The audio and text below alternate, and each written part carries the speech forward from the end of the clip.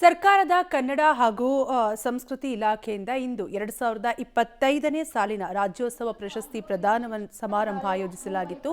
ನಗರದ ರವೀಂದ್ರ ಕಲಾಕ್ಷೇತ್ರದಲ್ಲಿ 70 ಜನರಿಗೆ ಸಿಎಂ ಸಿದ್ದರಾಮಯ್ಯ ಹಾಗೂ ಡಿಸಿಎಂ ಡಿಕೆ ಶಿವಕುಮಾರ್ ರಾಜ್ಯೋತ್ಸವ ಪ್ರಶಸ್ತಿ ಪ್ರದಾನ ಮಾಡಿದರು. ಈ ವೇಳೆ ಹೊರನಾಡು ವಿಭಾಗದಲ್ಲಿ ಡಾಕ್ಟರ್ ಪಿವಿ ಶೆಟ್ಟಿ ಅವರಿಗೆ ರಾಜ್ಯೋತ್ಸವ ಪ್ರಶಸ್ತಿ ಪ್ರದಾನ ಮಾಡಲಾಯಿತು. ಡಾಕ್ಟರ್ ಪಿವಿ ಶೆಟ್ಟಿ ಅವರು ಮೂಲತಃ ದಕ್ಷಿಣ ಕನ್ನಡ ಜಿಲ್ಲೆಯ ಮೂಲ್ಕಿ ಅವರು. ಕಳೆದ 50 ವರ್ಷಗಳಿಂದ ಮುಂಬೈನಲ್ಲಿ ನೆಲೆಸಿದ್ದು ಒಳ್ಳೆಯ ಆಡಳಿತಗಾರರು ಹಾಗೂ ದಾನಿಗಳು. ಇವರು ವೈದ್ಯಕೀಯ ಕ್ಷೇತ್ರ ಮಾತ್ರವಲ್ಲದೆ ಕ್ರೀಡೆ, ವ್ಯವಹಾರ ಹಾಗೂ ಶಿಕ್ಷಣ ಕ್ಷೇತ್ರದಲ್ಲಿ ವಿಶೇಷ ಪರಿಣಿತಿ ಪಡೆದಿದ್ದಾರೆ.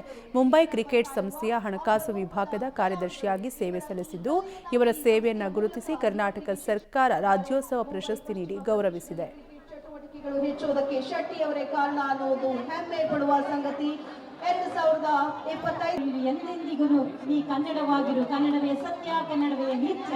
ಇದು ಕನ್ನಡಿಗರ ಮಹಾ ಸಾಧನೆಗೆ ಸಂದಿರುವಂತಹ ಗೌರವ.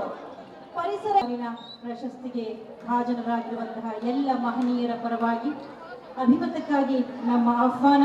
ಅಭಿವ್ಯಕ್ತಿ ಮತ್ತು ವ್ಯಕ್ತಿ ಸ್ವಾತಂತ್ರ್ಯದಲ್ಲಿ ಬರ್ತಾ ಇರುವ ಸರ್ಕಾರದ ಕನ್ನಡ ಹಾಗೂ ಸಂಸ್ಕೃತಿ ಇಲಾಖೆಯಿಂದ ಇಂದು 2025ನೇ ಸಾಲಿನ ರಾಜ್ಯೋತ್ಸವ ಪ್ರಶಸ್ತಿ ಪ್ರದಾನ ಸಮಾರಂಭವನ್ನು ಆಯೋಜಿಸಲಾಗಿತ್ತು.